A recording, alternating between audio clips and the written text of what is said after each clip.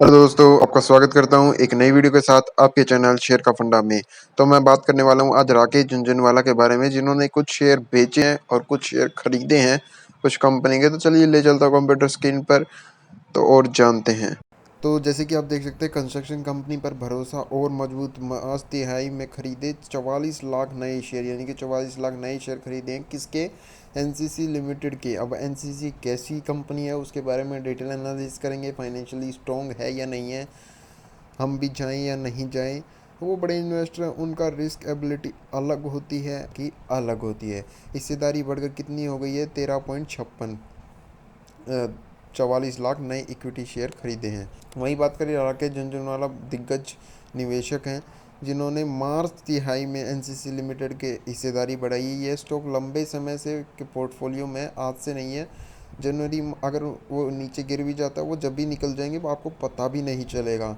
उन्होंने जनवरी मार्च में Rakesh Jhunjhunwala and associate के एनसीसी लिमिटेड में 13.56% बढ़ाई है। राकेश जो उनकी खुद की एसोसिएट्स है उसके थ्रू इन्होंने खरीदे हैं और बाजार के बिग बुल माने जाते हैं। ये फाइनेंस, रिटेल और फार्मा स्टॉक हैं उनके पोर्टफोलियो में। रिटेल निवेशक आमतौर पर झुनझुनवाला के पोर्टफोलियो पर नज़र रखते हैं। मैं तो ये कहता हूँ कि अपनी स्टडी रखिए, क्योंकि वो कब निकल जाएंगे आपको पता भी नहीं चलेगा।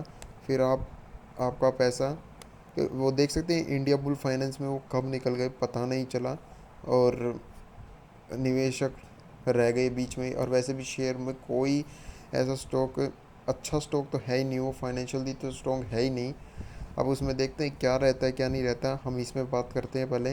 और एक और शेयर बेचा उन्होंने, दिग्गज कंपनी है, उसमें ऐसा फ़र्क नहीं पड़ेगा क्योंकि उन्होंने कुछ ही होल्डिंग बेची है। तो बीएससी, इस पे बात कर लेते हैं। बीएससी पर मौजूदा मार्च 2022 तिहाई में शेयर होल्डिंग पैटर्न के मुताबिक राकेश झुनझुनवाला फैमिली के पास एनसीसी लिमिटेड के स्टेक बढ़कर 13.56 हो गए, जो पहले 12.8% हुआ करते थे, यानी कि 78 लाख होया करते थे, अब 82 लाख कुछ हो चुके हैं। 8 करोड़ हो चुके हैं, पहले 7 करोड़ कुछ थे, अब 8 करोड़ कुछ हो चुके हैं। इस तरह उन्होंने अपनी हिस्सेदारी 0.72 बढ़ाई है। मौजूदा समय में उनके पोर्टफोलियो में शामिल एनसीसी लिमिटेड की वैल्यू 577 करोड़ रुपए है। एनसीसी लिमिटेड में राकेश झुनझुनवाला की पत्नी रेखा झुनझुनवाला ने भी निवेश किया, यानी कि वही निवेश करते हैं उनके नाम से ही। ये पोर्टफोलियो में शेयर बीते एक महीने में 16% तेजी आई। हालांकि बीते एक साल का रिटर्न देखें, इस शेयर में निवेशकों को नेगेटिव रिटर्न मिला है, यानी कि कुछ खास रिटर्न नहीं दिया। अब देखते हैं फाइनेंशियली स्ट्रॉन्ग है या नहीं है। स्टॉक का भाव अभी 70 रुपये के आसपास है, शेयर का 52 भी आगे 92 रुपीज़ है, यानी कि 92 रुपीज़ है और अब 70 रुपये पे चल रहा है। और 52 हफ्ते का लो 55 रुपये है। ट्रेड लाइन के मुताबिक दिग्गज निवेशक राकेश झुनझुनवाला के पोर्टफोलियो में फिलहाल 34 शेयर है जिनकी नेटवर्थ 32,000 करोड़ रुपए है। यानी कि उनका अगर नीचे चला जाता है, वो जब भी निकल जाएंगे तो उनको फ़र्क नहीं पड़ेगा। अगर 2-3 करोड़, 5 करोड़, 100 करोड़ भी डूबता है तो फ़र्क पड़ेगा, बट इतना नहीं पड़ेगा जितना आम निवेशकों को पड़ जाता है। राकेश झुनझुनवाला उनकी पत्नी के नाम से निवेश करते हैं। झुनझुनवाला को वारन बफेट भी कहा जाता है। तो मैं तो यही कहूँगा कि इतनी मार्च तिहाई में 2022 में बिग बुल ने कैनरा बैंक और एनसीसी लिमिटेड, यानी कैनरा बैंक तो ठीक ठाक है, अब इसका भी देख लेंगे। कैनरा बैंक का तो अच्छा बैंक है। हम एनसीसी लिमिटेड के बारे में बात करेंगे। एनसीसी लिमिटेड की मेन न्यूज़ आ रही है तो, और एक न्यूज़ और आ रही है, उसकी भी देखेंगे उसमें क्या चल रहा है। वो भी दिग्गज कंपनी है। तो मैं कहता हूँ कि राकेश झुनझुनवाला को फॉलो करे, बट इतना ना फॉलो करे कि कंपनी खराब हो। वो तो निवेशक है, वो तो खराब कंपनी में भी कुछ सोच के करते हैं। उनको वो कब निकल जाएंगे पता नहीं चलेगा, जैसे उन्होंने इंडिया बुल फाइनेंस में किया। तो अब देखते हैं रियल एस्टेट में, होम फाइनेंस में तो अभी रहते हैं वो, अभी तक अपडेट नहीं हुई है, या लकी उसमें से भी निकल चुके होंगे वो भी अच्छा स्टॉक नहीं है। और कैनरा बैंक तो ठीक ठाक है, खराब नहीं है, फाइनेंशियली स्ट्रॉन्ग है। अब एनसीसी लिमिटेड के बारे में डिटेल एनालिसिस करेंगे। और एक शेयर और बेचा है, उसकी होल्डिंग मामूली बेची है उन्होंने। तो मैं बात करूँ उससे related, sold 4 lakh shares have 60% return जिन्होंने दिया है। टाइटन टाइटन की उन्होंने होल्डिंग बेची है 0.04, यानी कुछ खास नहीं बेची है, सिर्फ 4 लाख शेयर बेची हैं। अभी भी उनके पास 5% है। उनको लगा होगा कि पहले उन्होंने स्टेक बढ़ाए थे, अब रिड्यूस कर दिए, उनको कोई रीज़न मिला होगा इस वजह से। हालांकि कंपनी में कोई कमी नहीं है, अगर इसमें आप बने हुए हैं टाइटन में तो बने रहिए। कैनरा बैंक में हैं तो बने रहिए। ये 2 कंपनी पे मैं तो अच्छी कंपनी है, लॉन्ग टर्म के लिए होल्ड कीजिए, अच्छे खासे रिटर्न मिलेंगे टाइटन में तो। टाइटन में तो कोई दिक्कत ही नहीं है। हालाँकि उनका खुद का पर्सनल रीज़न रहा होगा कुछ, इस वजह से उन्होंने बेचे हैं। और बात कर लेते हैं एनसीसी के डिटेल एनालिसिस की कि हमें इन्वेस्ट करना चाहिए या नहीं करना चाहिए। तो चलिए ले चलता हूँ, डिटेल एनालिसिस करते हैं, फाइनेंशियल स्टेटमेंट देखते हैं। तो चलिए ले चलता हूँ। तो जैसे कि आप देख सकते हैं, ये राकेश झुनझुनवाला की होल्डिंग है, राकेश झुनझुनवाला एसोसिएट्स, नेटवर्थ है। तो इन्होंने एनसीसी में अपने शेयर बढ़ाए हैं और वहीं टाइटन में 0.04 घटाए हैं और वही एपटेक में घटाए हैं। Decrease in holding, increase in holding किस में की है? एनसीसी में 0.72, कैनरा में 0. और किसी में नहीं इन्होंने घटाए। इन दो में तो बढ़ाए हैं, एनसीसी और कैनरा में, और एपटेक और टाइटन में घटाए हैं। तो अभी तक इनका एस्कॉर्ट्स और वार्डरोब का अभी आया नहीं है, बिलो 1 दिखा रखा है कि बिलो 1 से ही बेचे हैं। इन्होंने इसमें भी बेचे ही होंगे क्योंकि इसमें भी गिरावट देखने को मिल रही थी, तो उसमें भी दिक्कत देखने को मिल रही थी। तो अभी ये 2 शेयर्स में इन्वेस्ट किए, तो हम बात करने वाले हैं एनसीसी के बारे में। एनसीसी के बारे में डिटेल एनालिसिस करते हैं, एनसीसी कैसा शेयर है, जाएँ या नहीं जाएँ।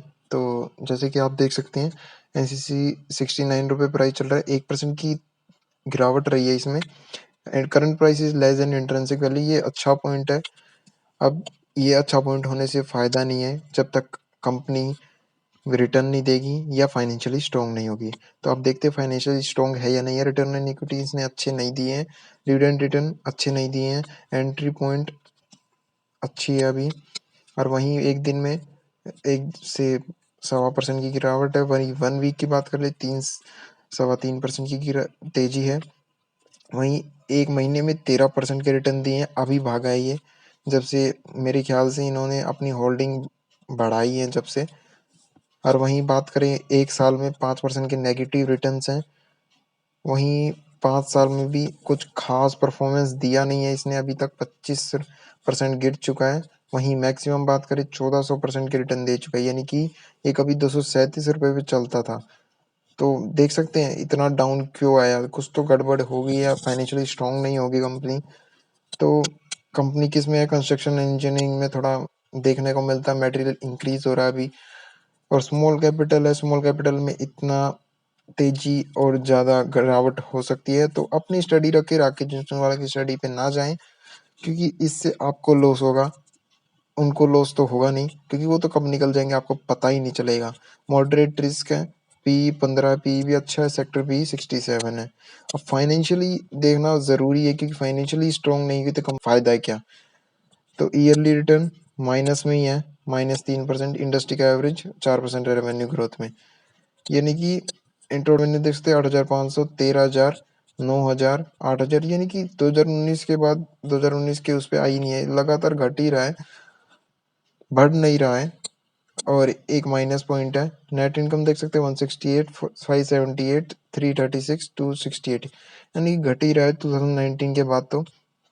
और बात करें ईपीएस 2954, और बात करें बैलेंस शीट की, तो बैलेंस शीट भी देख लेते हैं कंपनी पे कर्जा कितना है, करंट असेट्स कितनी है। करंट असेट 9,600, 11,500, 10,800, 10,700, कुछ ज़्यादा अच्छी भी नहीं कहूँगा कि बैलेंस शीट बहुत अच्छी है। और कंपनी पे कर्जा 170 करोड़ का है अभी। और वही रिजर्व एंड सरप्लस की बात करें 2,300 है, यानी कि ठीक ठाक है, कुछ ज़्यादा नहीं है, लर्निंग स्टॉक है एक तरह से। कुछ ज़्यादा अभी तक रेवेन्यू में ग्रोथ तो हुई नहीं है अभी तक।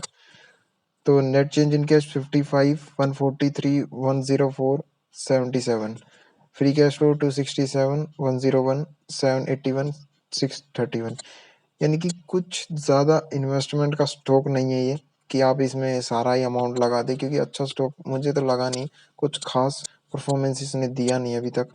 तो अब क्या देगा अभी तक।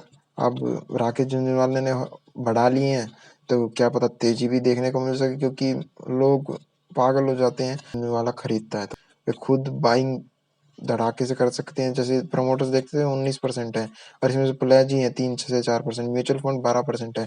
देख रहे हैं, डोमेस्टिक इंश्योरेंस है ही नहीं, म्यूचुअल फंड है, डी अदर डोमेस्टिक इंश्योरेंस है ही नहीं।